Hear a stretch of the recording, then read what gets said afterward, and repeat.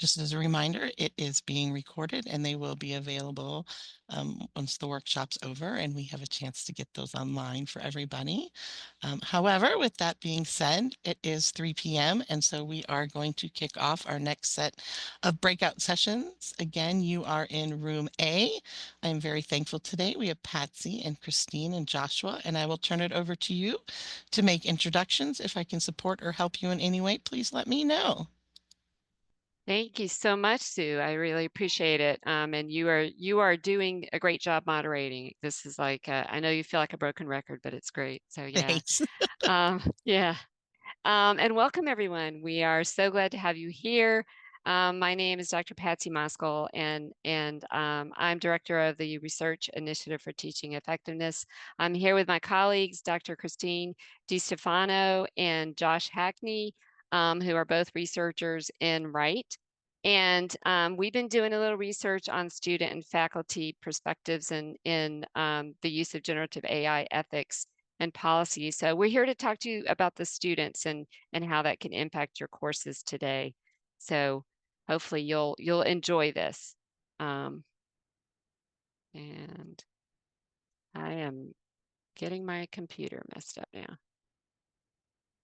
Okay, there we are. So first of all, I want to give you a little bit of context.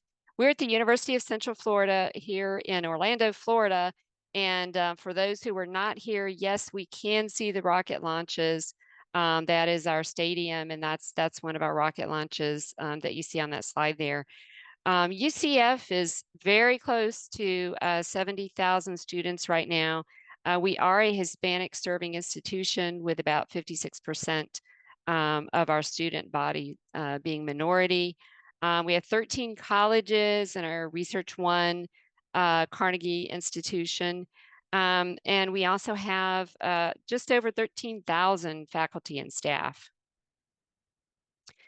Most of our students, if you come to UCF, you are going to use technology. So for digital learning, and we're actually housed in the Division of Digital Learning. Before COVID, we saw a continual increase in the percentage of students that were taking online or blended courses. And our students generally tend to take a mix of online, blended, and face-to-face. We have a long history of student surveys where they tell us, this is really helps them better manage their lives to be able to have the flexibility for online and blended. So fast forward to the pandemic, when of course we all went remote. They did not get tired of online learning. So what we found is that growth in online is actually somewhat accelerated. So as of the last count, we're up to about 60,000 of our total student credit hours are either in online and blended courses. And I should say our blended courses have some reduced seat time. So there is some portion of the course content that is fully online. You can see on the right, at least that 91% of our students, of all students, took at least one online or blended course. It's slightly higher for our undergraduates, about 94%. And in terms of fully online courses, 86% of all UCF students took at least one fully online course, with 89% of all of our undergraduates taking at least one online course. So basically, students know their technology when they come here. Like everyone else, I know I've sat in on the keynote and I've been in the last session. Generative AI is the buzz right now in higher education. UCF is maybe a little bit, I mean, we're trying to catch up, I think. This is one technology that has really come much faster than any of the technologies we've had in the past. So we do have a walled garden. Copilot, as a Microsoft school, Copilot is our licensed platform that is provided to all the students and employees for free.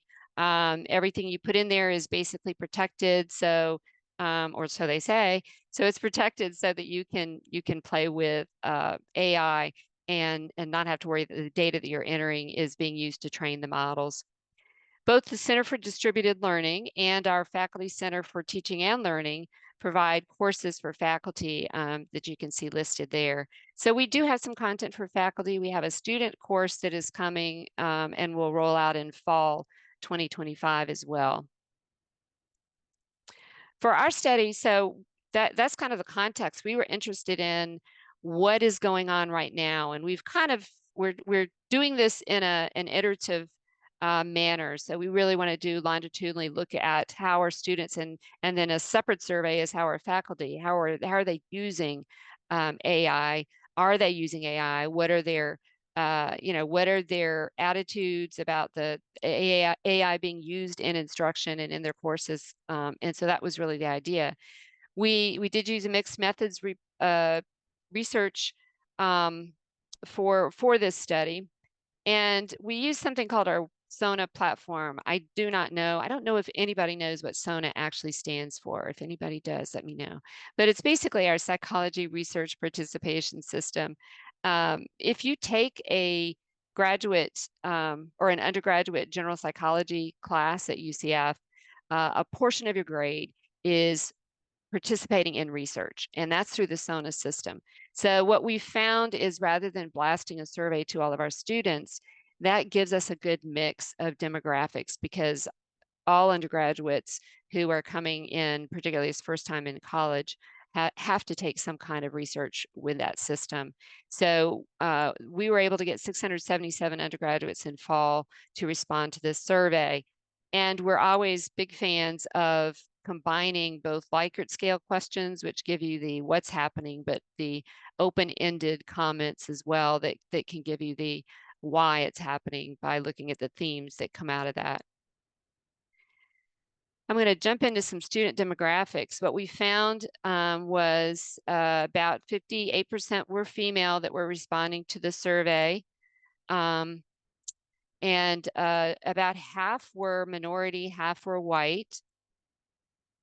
We did have a large percentage of freshmen, about 48%, which isn't surprising because, again, general psych is not the only class that uses the research platform, but it is the predominant one. Still, we had over half that were higher than freshmen. All 13 of our colleges were represented, so we're looking to see, like, did we get a wide representation across the campus?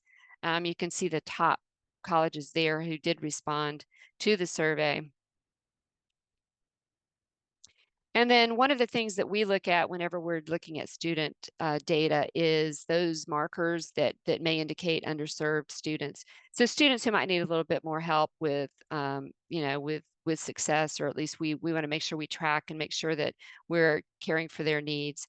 We had 77% were the first time in college. We have a large percentage of transfer students. About 15% of the respondents were from our state colleges, and we predominantly pull from Valencia College in Orlando and Seminole State, which is close by. 35% were Pell eligible, which is our variable we use for low income, and about 25% were first generation. So we got a pretty good mix of students in our survey. And Josh, I'm going to kick it off to you. Yeah, absolutely. Good afternoon, everyone. We are going to talk about this next section is going to be the AI platform use. So just going to kind of go over a little bit of the details and information that we got from the student survey.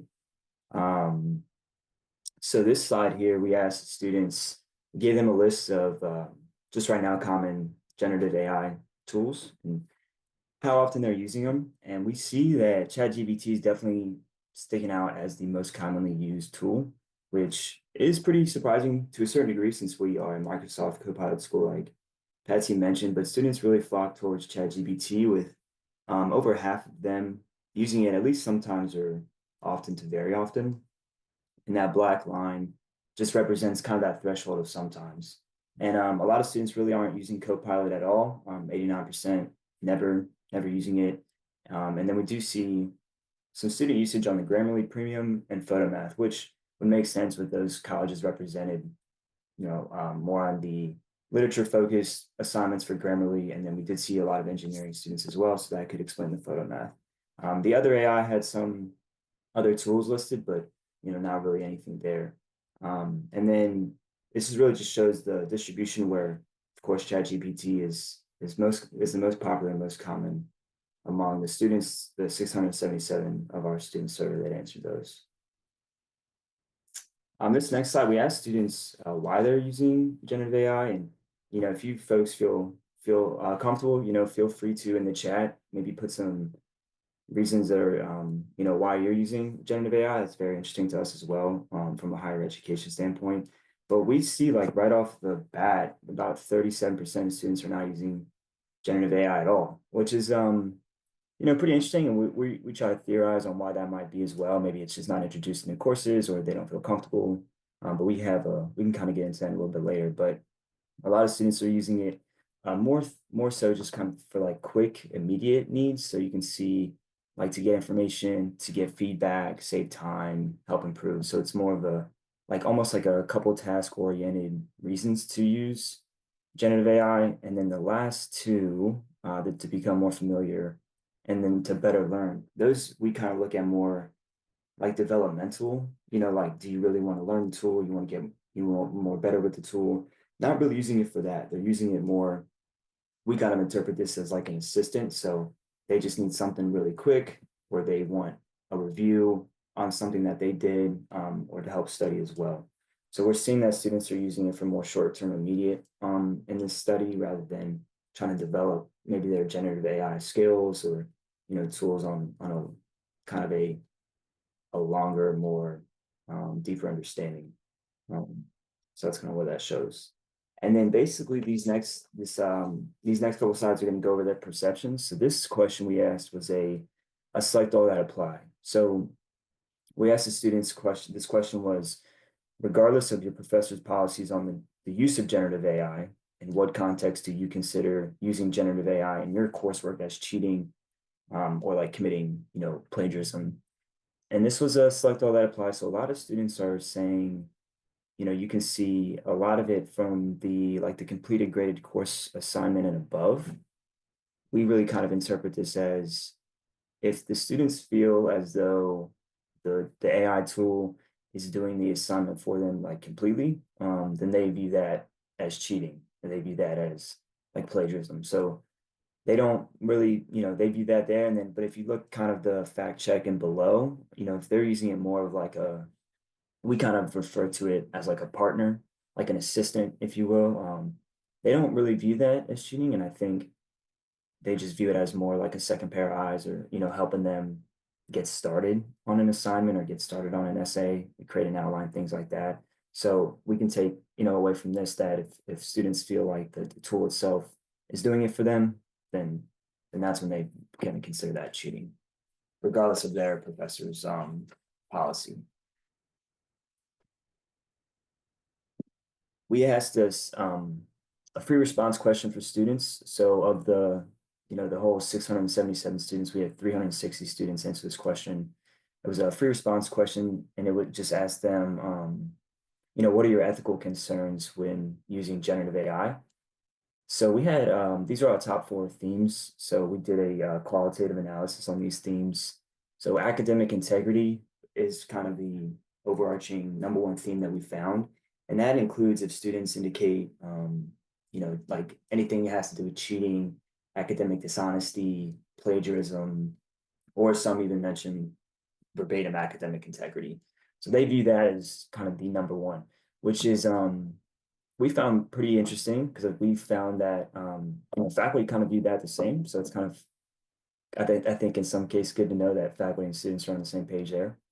And then the second theme was diminished learning. That kind of includes themes that we found, which would be students feel like maybe an over reliance on artificial intelligence to where they might just copy and paste something and you're not actually learning the material, or causing it to be like a crutch on learning, or just using it as a substitute altogether rather than kind of what we saw previously where they view it okay to assist them in certain tasks, but the diminished learning kind of encompasses if they feel like students aren't learning anything at all and they're just using generative AI as a full substitute.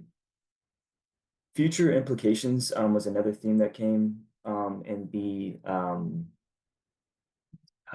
question as well, and that has to do with kind of twofold. We found students saying future implications in terms of like, how learning will build upon each other for certain classes and things like that. They found that, well, if you use generative AI and say, your general psychology course or your general biology course, then that biology two or your, developmental psychology course, there's going to be a gap in knowledge there. So we found that students would say like, that's a little concerning. And then we had a lot of students mention that potentially for career as well. So some students would mention something, along the lines of, well, if my doctor, would use Chat GPT their whole degree, that'd be a little concerning if I'm a patient on that end. So we found it like from an education standpoint, but also from a workforce standpoint. And then the last one there, fairness, is kind of twofold. It's discusses access fairness and then just on an unfair advantage. So the access fairness would pretty much be students felt like not everybody has the same access. So if you're paying out of pocket for a couple tool license, or maybe a professor will, share, certain tools with some classes, but then maybe if you don't have that class or something like that. So they felt like that was an unfair in fairness or unfair access. And then the unfair advantage, students felt that if somebody used AI on a policy on a assignment and then someone else didn't, they're still being graded on the same rubric. And then, kind of now that baseline of grading could be on an AI thought rather than a student thought. So those were kind of our main four themes that students said in their responses for that free response question. And then the next slide just has a couple examples on some of those student quotes that we had. We found that a lot of students had multiple themes. So they would kind of list a primary theme and then have a secondary theme. So we see that, I think, like in that third example, you see students saying, kind of an over reliance on generative AI, which then would result in, lack of knowledge, or in our case, the future implications theme. So these were some examples that we had from that free response question. And then Christine, go ahead, absolutely. Hi, I'm Christine DeStefano. I'm going to talk a little bit about AI policy. But before I did, I saw that there's a couple of comments in the chat. One is, are students concerned the value of their degree might decrease if people cheat with AI in college? And yes, we definitely did see that amongst the diminished learning comments.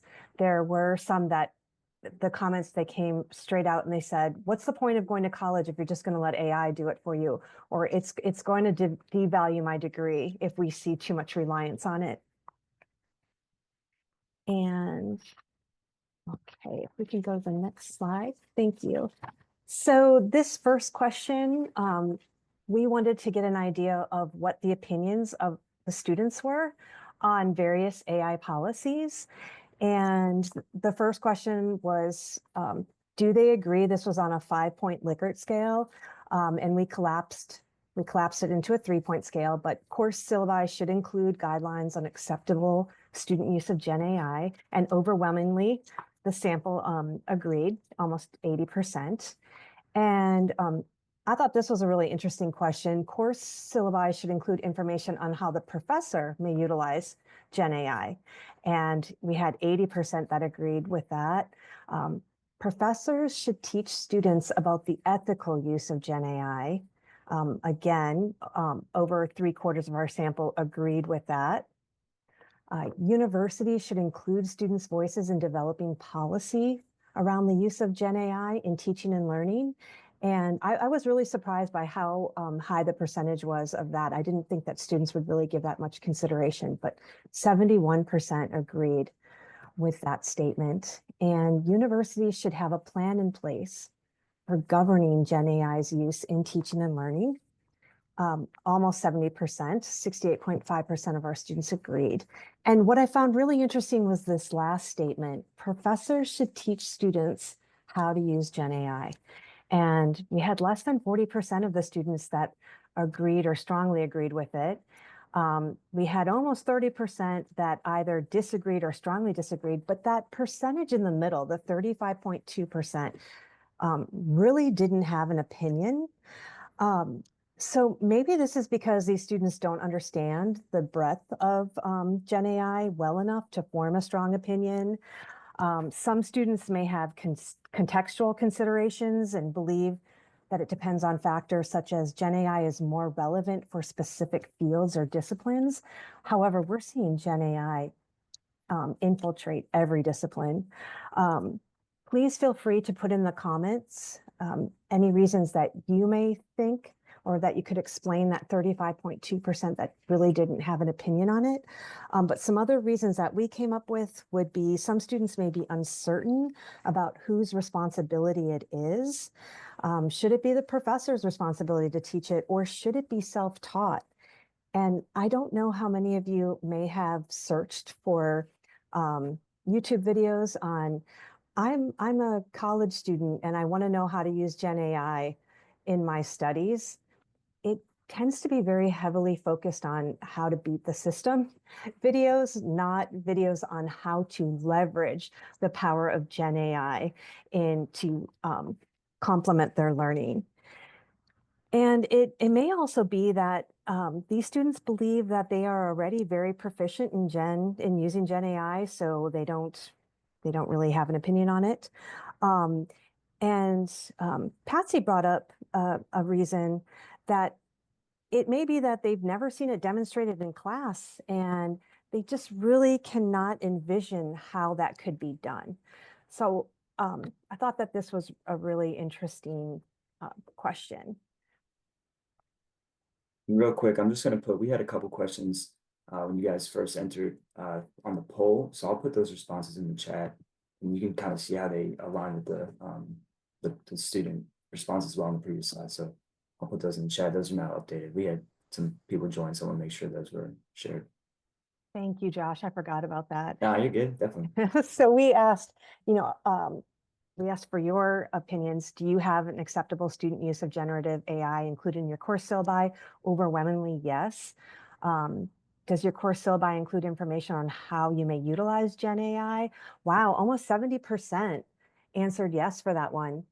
And for the question, professors should teach students how to use Gen AI. 90% agree. Wow. That's great. And professors should teach students about the ethical use of Gen AI. 95% are in agreement. Thank you. So the last question was their opinions about AI policies. And this next slide asks about the actual policies that they are experiencing. And it's important for me to point out that the overwhelming majority of the students were full-time. So if they are answering none or less than none, or less than half of their classes, this is on out of an average of about 4.5 classes per student. So students typically take between 4 and 5 courses in the fall.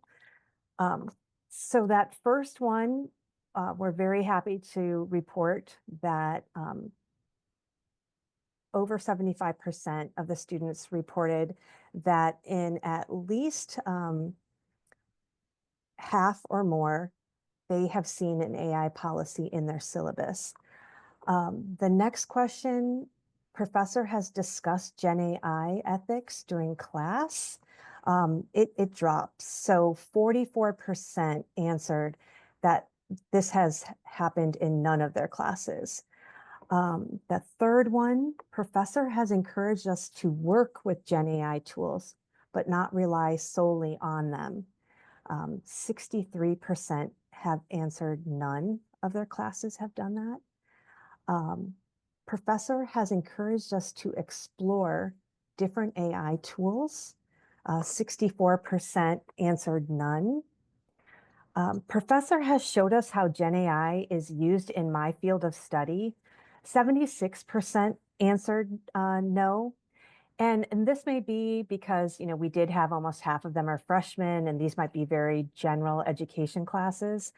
But I did find that very interesting. And then the last question, professor has taught us how to use Gen AI tools, and a whopping 83% answered in none of their classes. And we did parse the sample based on those who took it in August and September versus those who took the survey in October and November. And we did not find a statistically significant difference between those answers. So we did want to try and control for how much time those students would have been in class in order for the the professors to be able to introduce some of these things. So I just want to point out that Patsy just put a question into the chat if everyone would like to answer that. Please feel free to share it in the chat.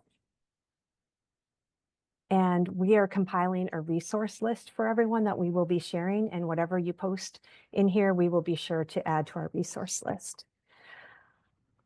Okay, so this next slide, so we're putting the qualitative and the quantitative findings together, and what do these findings indicate overall? So from the survey data, our findings suggest that students are not primarily using GenAI as a tool to cheat or plagiarize. In fact, students view cheating and or plagiarism as a main ethical consideration when using GenAI. Secondly, students report that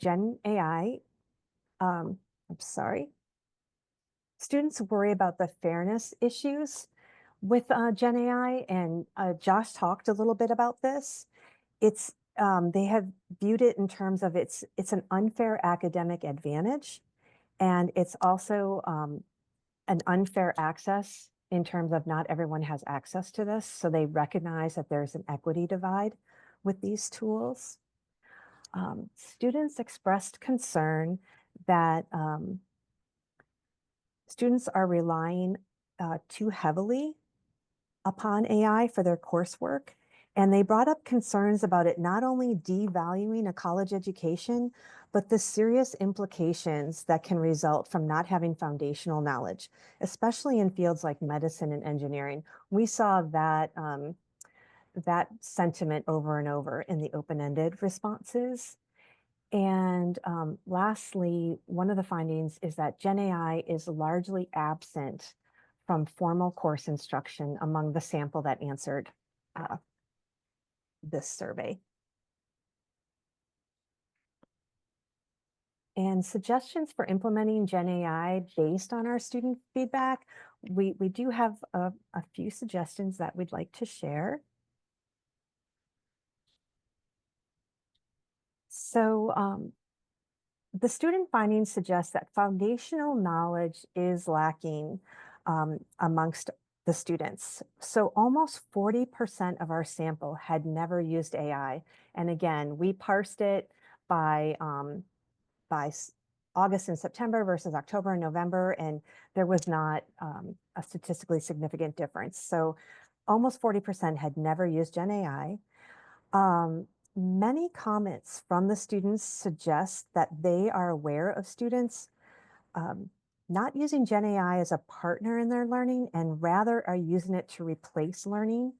And it's really unclear if this is by choice or if they are lacking in the deep understanding needed to leverage AI to help supplement their learning. And I think that this is, an incredible opportunity for faculty to perhaps work with their instructional designers or of their Faculty Excellence Center for different ways to help students really leverage GenAI to their advantage and supplement their learning. Student feedback also showed concern for what they have identified as inequity in GenAI use, although some discussed it from the perspective of it's not fair, to those students who did not have access to it. Most students commented on it from the perspective of how unfair it is that they work so hard to do their own work, and their work is being compared to those who use GenAI. And again, without helping students to leverage the strengths of GenAI in supplementing their learning, the inequitable divide may grow further. And also there seems to be sentiment about a lack of clear policies.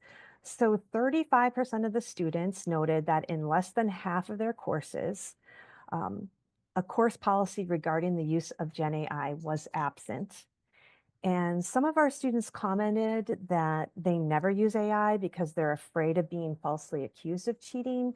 So that seems to be another barrier that we need to get over, is helping students understand how it can be used differently. than just in place of their learning, how they can really use it to leverage supplemental learning. And this next slide. So what does this mean for teaching GenAI? Based on the student feedback, here are some broader concepts to consider when implementing GenAI in your course. First and foremost, the students are in need of direct and clear training on how they can use the mechanics of GenAI. That's the very first thing. But also feedback that we heard over and over again is students are using it in place of their own work. So they need training on how to utilize GenAI as a support tool. There's many different ways that they can leverage tools to enhance learning. They need ideas beyond, summarize this chapter for me or write this, answer this question for me. They have to get beyond that mentality and empower them to use AI to enhance their learning. Third is they need help in critically evaluating AI outputs. And this is a really important lesson as it helps students better understand AI limitations and how prompt engineering can help get beyond some of the limitations that they may be experiencing. And finally, ethical and responsible use, not just from a perspective of cheating in this one class, but also understanding those broader implications of when they lean on Gen AI too heavily and how this can have career implications. It can have implications to their reputation. Many just may not be thinking beyond, I just got to get through this class. I just got to pass this class. But we have an opportunity to kind of help them see beyond that. And we'd love it if you could put in the chat if your university is providing any guidance to you in these areas, or if you have any suggestions for how this could be implemented in your classroom. And then this slide just refers to investigate and monitor student AI use and understanding. And this is just a really important step. I know we're all super busy, but hopefully we can kind of come up with ways to lessen the burden on the instructors. But it's really important that we understand how our students are engaging with these tools. You want to understand what role Gen AI plays in the learner's output. How reliant are they on Gen AI output to complete a task? And is it being used to improve their own work and their understanding, or is it in place of their own learning? You also want to be able to evaluate their interaction from an ethical standpoint. And, our biggest suggestion would be hopefully you have resources from your faculty teaching center, from your instructional designers that can help you think about how you can better understand the engagement of your students with Gen AI use. And collecting data on a learner's insight and their feedback on the use of Gen AI for their learning, it's a critical step in ensuring fairness and equity in Gen AI use. Again, I understand it's just another burden on already very busy schedules, but hopefully faculty centers can have some suggestions that would help. And lastly, whatever you learn from collecting this data, refine and enhance, and it's just a cyclical process. And then the last slide that we have before we can open it up for comment is we have some final thoughts. Your syllabus policy, be very specific in your stance on AI in your classroom, whatever it may be. But students really need it spelled out for them. Provide examples of what you mean. Try and include parameters whenever you can. Be very transparent in your syllabus policy. Are you going to be requiring students to use it? If so, how is this going to play into into their grade? What kind of supports might be offered to them?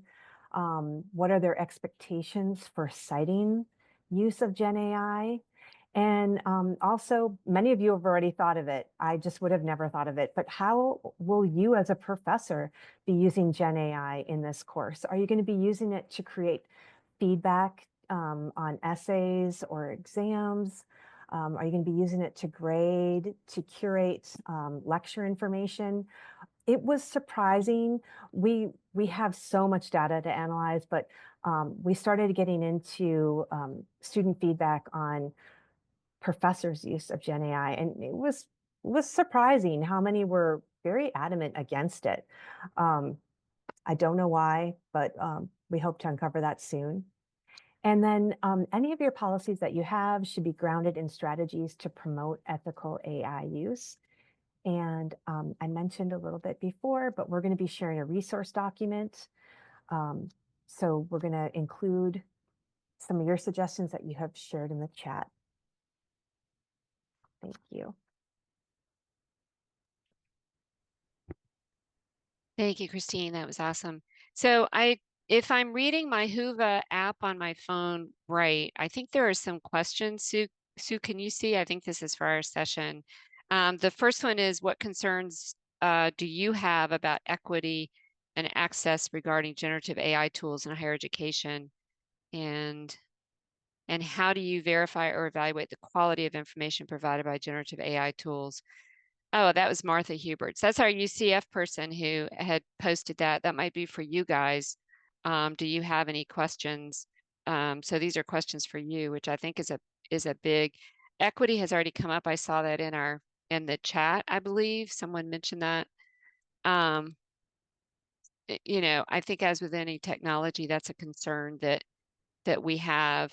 I think that's why universities are, in addition to the security aspect of having a walled garden, like providing Copilot, it creates the same resource that's available for everyone. So for us, that's kind of how we are doing it. Are there any questions? I'm looking in the chat now. Yeah, I see definitely time changing assessments. I know that's a big concern, particularly for our faculty. And I think it's true for a lot of those who have predominantly writing assessments that they have in their courses. It's an issue. How do you make sure the writing being done is done by students, right? And we also know that a lot of the AI detection tools have a high error rate. So our student conduct board will not basically won't use those for identifying students who are cheating. But conversations with faculty that they do get a sense that there are some of those who are, you know, there's some signs when you're looking at some of the writing that doesn't look characteristic of the student that handed it in, or using certain phrases that are common in AI tools and so forth. But you're right, and I posted in there. It is you know, a lot of these suggestions are in the issues, tackling the issues, has to do with oh, I love that. Copilot is a dud.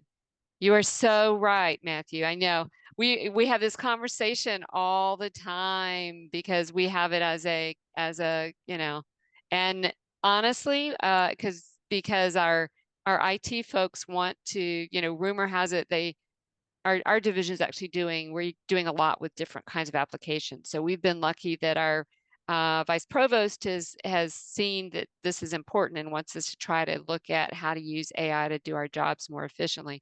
So in our office, we're actually trying to figure out, can we use AI to help us, particularly with open-ended questions. So as you can imagine, doing like thematic analysis when you have 600 or 300 responses takes a lot of time.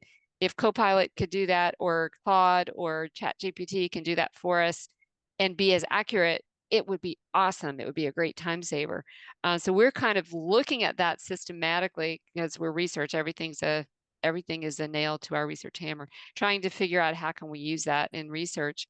But Copilot has come up short in just about everything we do. So do not try to get it to do anything in Excel, because it just tells you you have to go to the directions for Excel, and that's the best it can do. So so I love that. Yeah.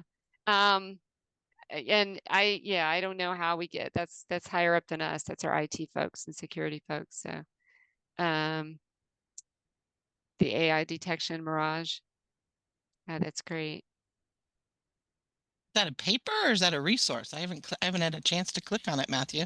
I'm going to stop sharing so that hopefully everybody's got it. This is Yeah. actually from Tori Trust from UMass Amherst. Oh, okay. And she did a bunch of resources regarding AI. She's a like you should Oh, definitely check awesome. that out. You'll see at the end Yeah. there's a bunch of the other resources that she's done. She's done a lot of groundwork to just document everything.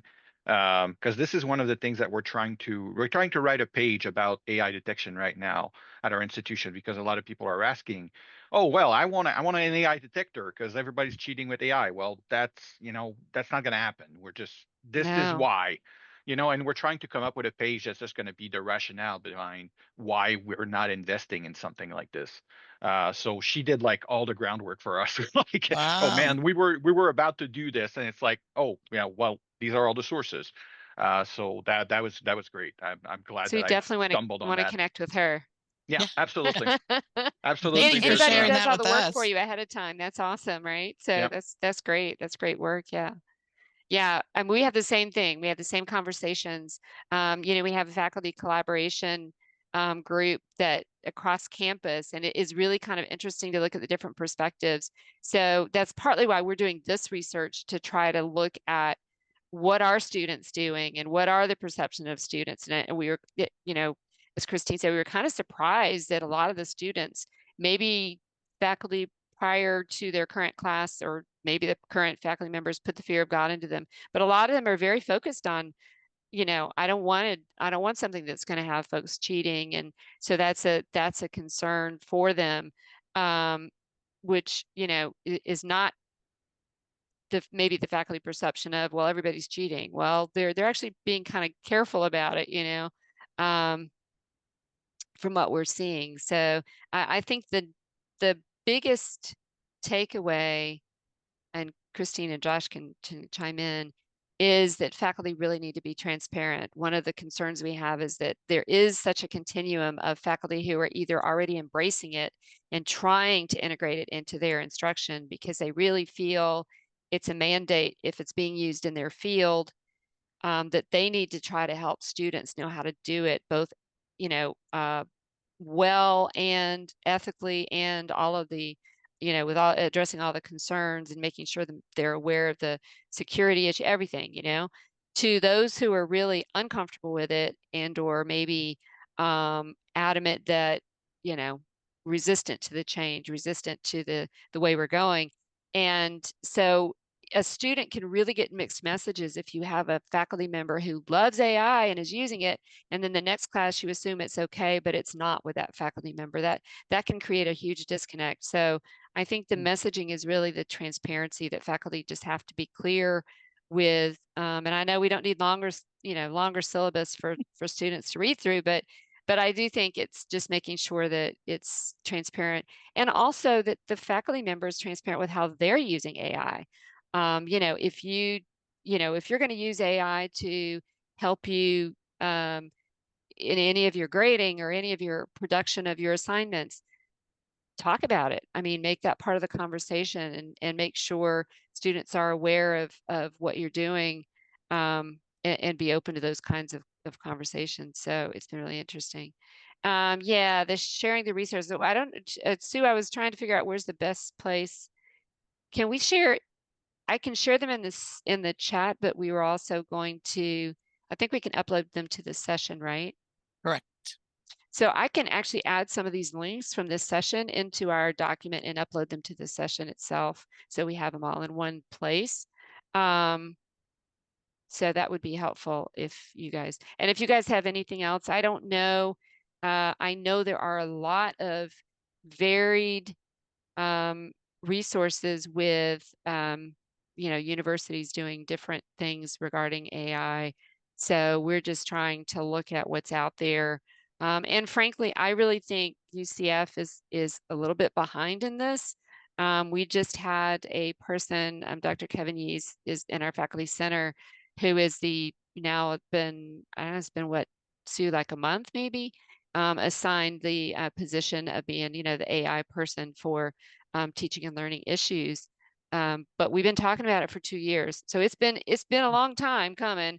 So, and then, we do have, of course, the engineering, and there are folks who are on the back end looking at creating applications and everything. So that's a different thing. We're really looking for guidance and how this impacts teaching and learning. So, there any other questions? Do we have anything else? Do you guys have any stories of what you're doing or what you found? Matthew, you got anything else? Any other tidbits that are awesome? Yeah, I was writing in the chat, but basically we did a survey like you did, but with faculty and students, and I saw some of the preliminary results, and they look pretty much like yours. It's the same kind of thing. It's like we always assume that students, like faculty, think that students are cheating all the time, but the reality is that students are just freaking out because they don't want to get caught doing something that they're not supposed to Yeah. We do do. know Christine has a high school daughter, and she's been Mm, she's been threatened, right, Sue? I mean, mhm. they've been warned, like, don't you dare use AI. So if we're getting all the folks coming from high schools with that kind of Yeah. perception that AI is bad, that might be one of the things. So, I mean, to us, every survey is just, it's like peeling an onion. You have more questions, which you try to fold in and find more answers to in the next survey. So we plan to do this every semester and actually start really looking at the trends to see how the changes, what changes we see with both the student and the faculty perception. So, and how they actually, whether they align or whether they diverge. And hopefully, yes. And I can tell you what we do see is that what we see with the faculty and the students is Copilot may be the walled garden, but it is not the tool that's most, I mean, it's like the Wild West. Everybody's got their own. And many of them are just using the free apps. So unless, good luck with IT departments if they want to try to minimize this or somehow limit the use of any of these tools, because aside from removing TikTok from our devices, I'm not sure what else they could do. So yeah, Yeah. Well, there's a lot of them. Yeah. I think one of the things that I would say is that, um, like, I feel like us as like staff are the only ones playing by the rules. So Yeah. faculty are not playing by the rules because they're going to put all research papers, whatever, in Notebook LM and do whatever they want, and students are going to do whatever they want on whatever free app, and we can't really police that much. So we're kind of the only ones who are preaching that message of, well, you really shouldn't put any kind of, personal information or, proprietary information in these systems. And I feel like it makes us look like we're like prudes or whatever. But the reality is that we're protecting the interests of our institution. I don't want, like, for my institution to be in the newspaper for the wrong reasons. I don't want, somebody to just come up and say, oh yeah, well, this professor just, graded all his student paper and this app and whatever, and then the students, figured it out, and all of a sudden, you're in the newspaper for the wrong reason. So, it's like one of those things where you have to protect the reputation of your institution, but the reality is that that in practice, people are still doing it. Yeah. And I would just say my only response to that is I do think the universities have an obligation to try to provide some guidance in terms of particularly the security and the sensitivity, like what's happening to all of your information if you're putting it into these, depending on what you're sharing, not a good idea. So I know if you um, work on any grants or anything that's proprietary, you do not want to start sticking that stuff in an AI tool and have it go out to the world or whatever. But so I think that's really where universities need to step up. But all of this, as was mentioned in the I think in some of the comments, all of this takes a lot of time, and it takes money, and it takes resources and people who can do it. So, and this is one technology tool that is moving faster than I think any other technology I can remember.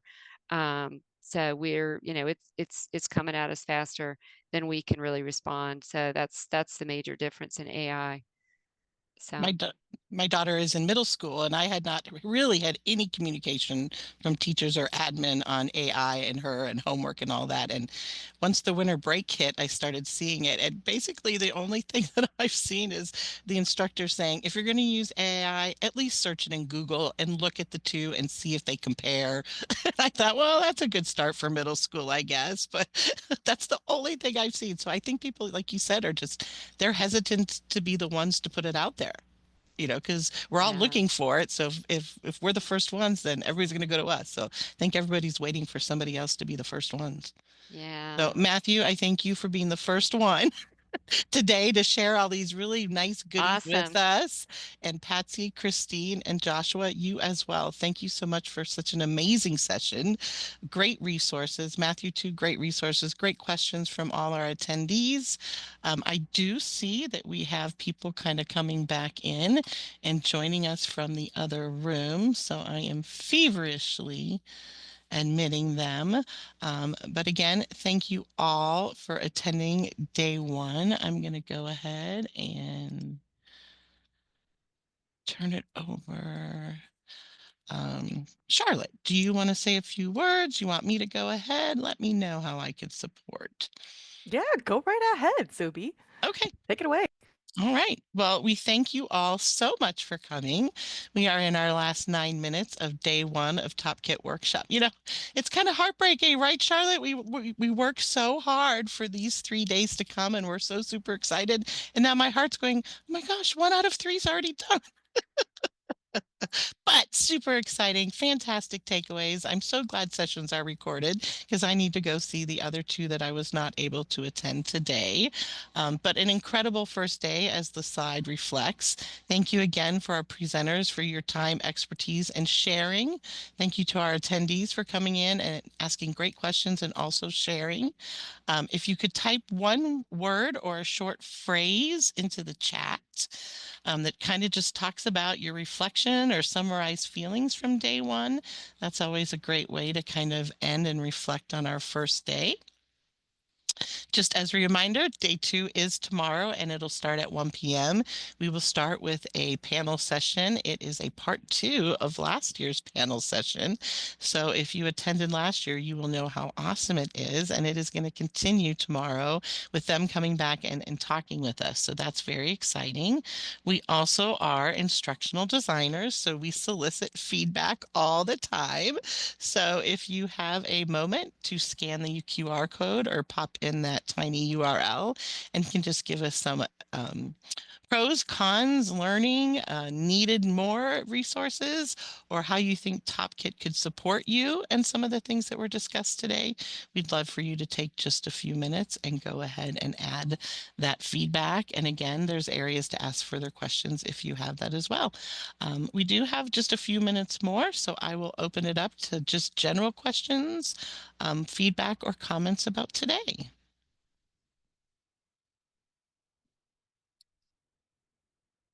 Thank you, Charlotte. I appreciate you dropping the quick link in there.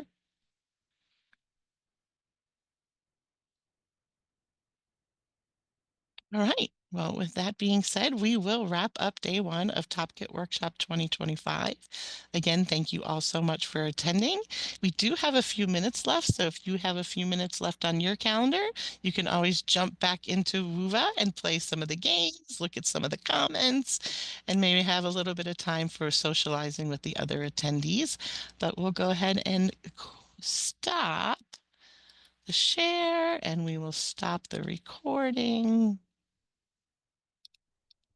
And see you